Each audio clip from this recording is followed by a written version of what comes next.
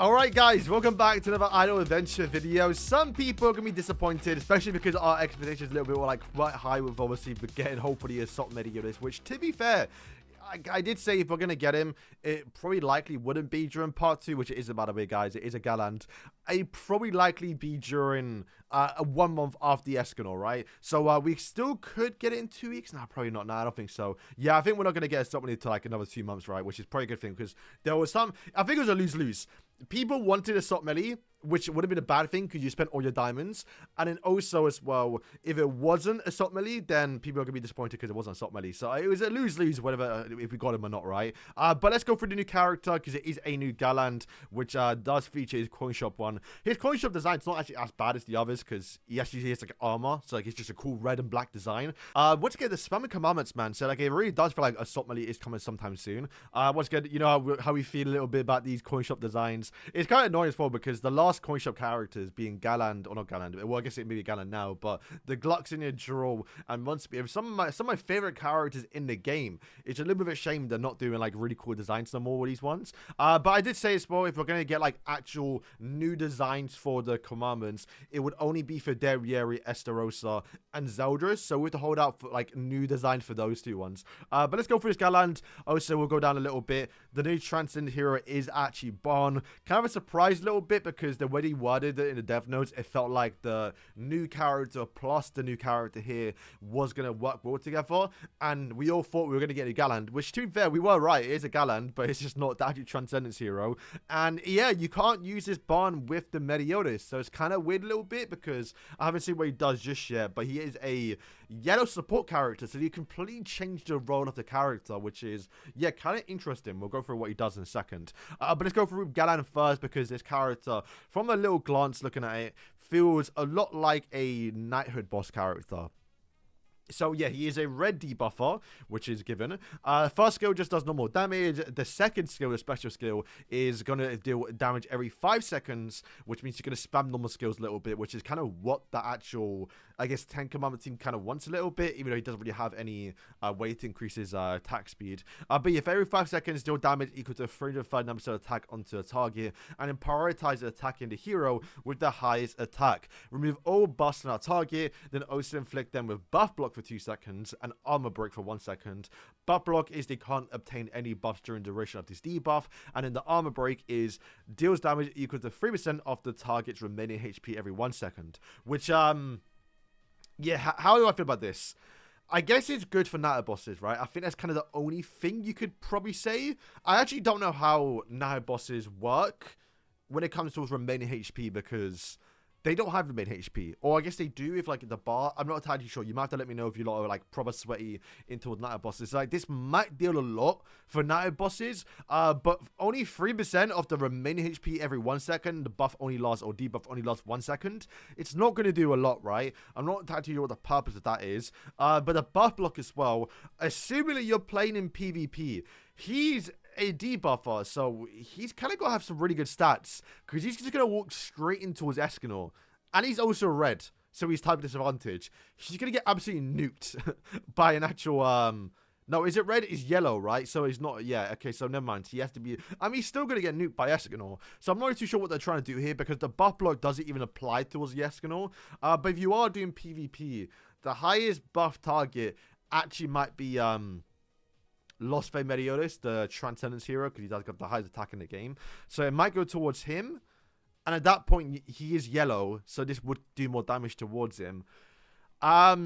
Sure, man. I'm not entirely sure what this is for. I guess, if anything, this might be just a good way to deal some actual buff removes for people in normal stages. Because right now, there's a Matrono buffs like crazy. And I can just buff block that would be pretty good. Or also, it could just be a way to remove buffs consistently every 5 seconds now. That might be the best thing for the character.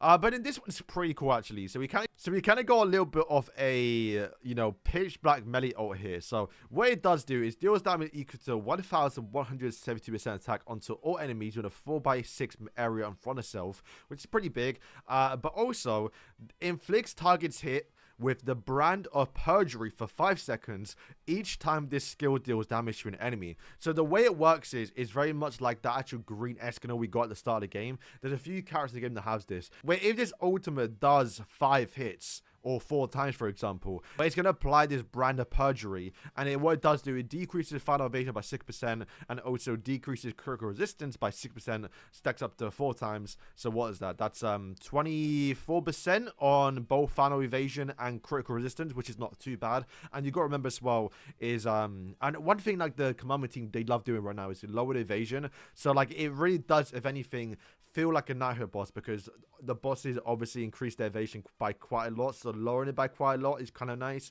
And also lowering critical resistance so you get some crits in is also good.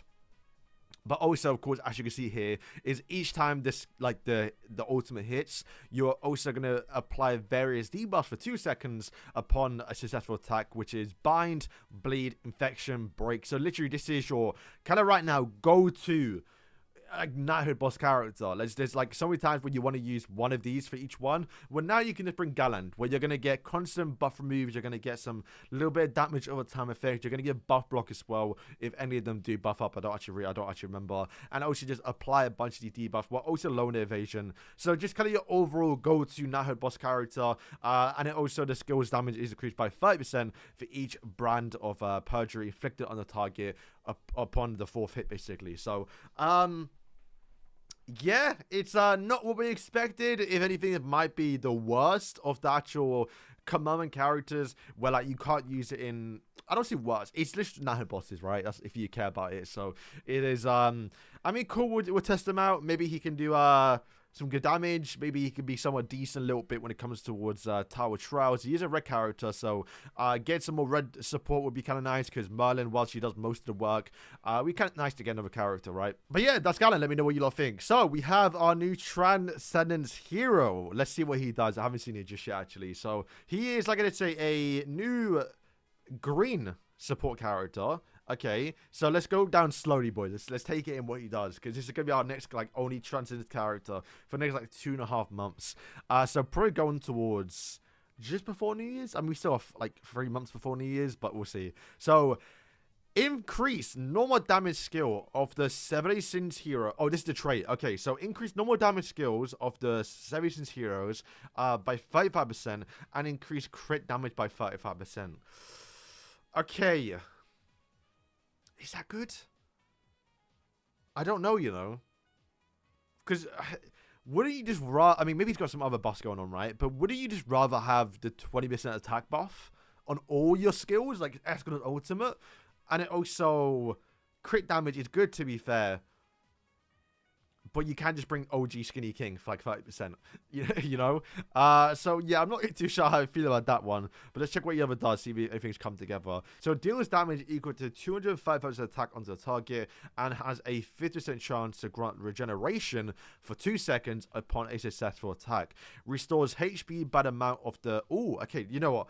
Now we're cooking. Now we're kicking. Now we have an actual healer that is, for the looks of it, might have a lot of ways to spam these normal skills, right? Because from the looks of it here, you can see a special skill is same as the last one, where the chance to deal damage. And we saw with the obviously the Meteoris that the actual like his attack is very, very high. So this might be restoring some chunky HP later on, right? That's kind of the trade-off. You get like a really good healer, but you lose damage, essentially.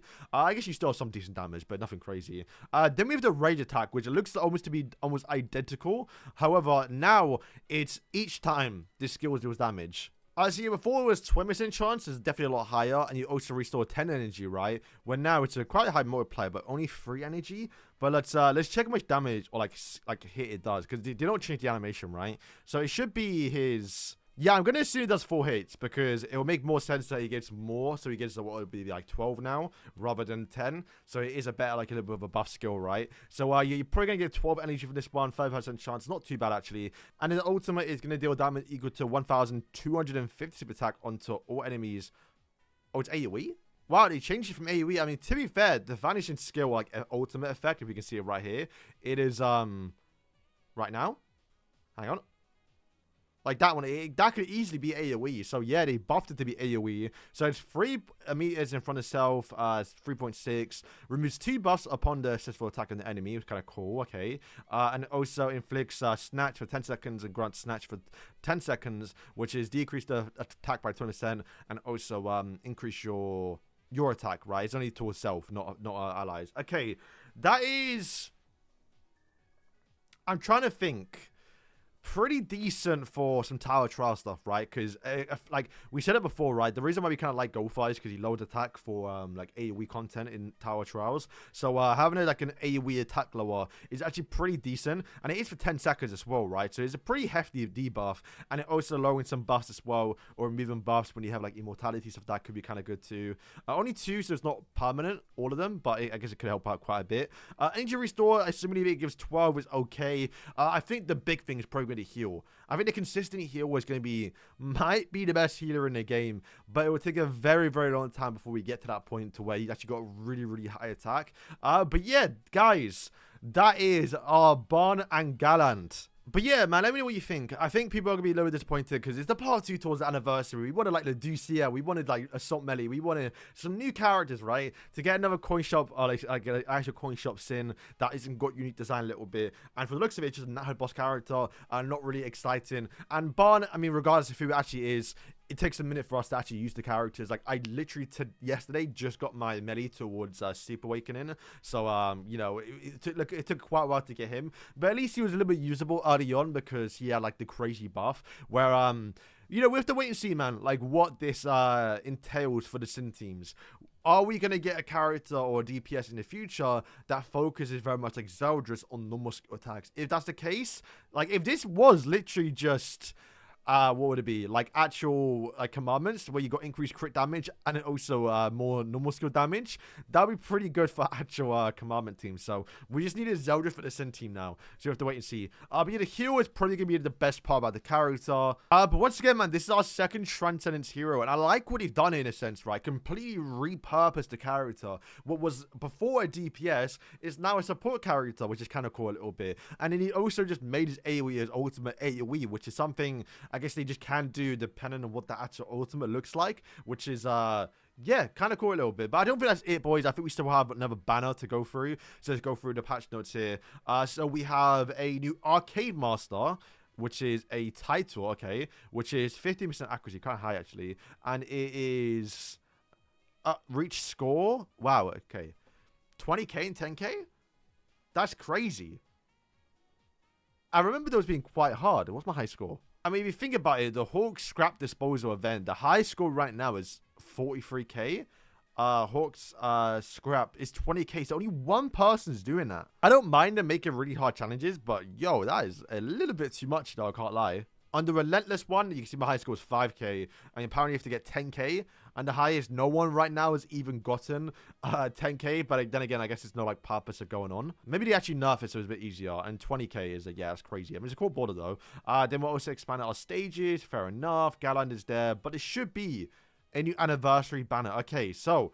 a new special anniversary banner where special heroes can be acquired with an increased probability will also take place during the anniversary. Alright, so it does look like we were slightly right. So I think what they've done is just returned the old Grand Summon banner. So it does include everyone. So previously, before Fat King, all the way up into, what is it, Lost Fame Medio, that's right, the OG one. So, yeah, not really worth some of this one, which is kind of a good thing, because I can now go back in towards the OG banner. We have, like, 600k damage. I might have to do, like, another 400k, because, why not, right? But, yeah, for the looks of it, it's literally just, what, OG melee, like, everyone has, everyone should have everyone hit towards, like, max dupes, but I guess if you don't, there's not, it's probably still bad, though, because the only one you actually want from this list now, a little bit, is...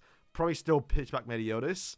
However, like, they just give out a lot more of these tickets now, so you can get a lot of them for free. Like, I've actually used quite a bit, but I have, like, right now, I can just kind of get anyone I want here, like, 9 times. You have the... if you're doing your expeditions, you're probably likely doing these, like, tickets here, which includes everyone... up until go for as well. So like, you just have way more access to get them. So yeah, I'm not too sure anyone should be summoning this banner. However though, for the looks of it, they have now added the special summon ticket 4, which is now including the new commandments plus the Escanor, which is what the pity will be on this banner. So if you want to summon, you have a chance, but it doesn't like it removes anyone. It's everyone including those characters now. But yeah, it looks like there's going to be some more anniversary missions. There's also going to be the ranking event that we have now, of course, and also the card event too, which we just get rotating every update now, basically. And what's this? All right, so yeah, they've actually reset the rewards here. So if you now get the Hawk Elizabeth or the Hawk doll, which is, you can do it easily. You now get the Elizabeth portrait. But I guess if you get the Elizabeth one, you're now going to get the special hero selection ticket free, which I think just guarantees you a Merlin. It is a selection, so it's kind of cool, actually.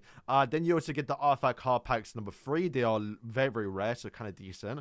Going down as well, you now get another Merlin. So it's just like a free guaranteed Merlin, basically. And some more packs.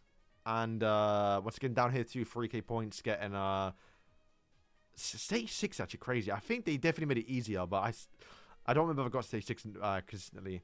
Alright, so guys, that's going to wrap up the video. Let me know what you lot think, man, about this actual part 2 update. I do think they dropped the ball a little bit with this one. I feel like for part 2, especially considering how high part 1 was Escanor, like, people that can be playing the game for the first time, come back towards the game. Let's drop some hype back-to-back characters.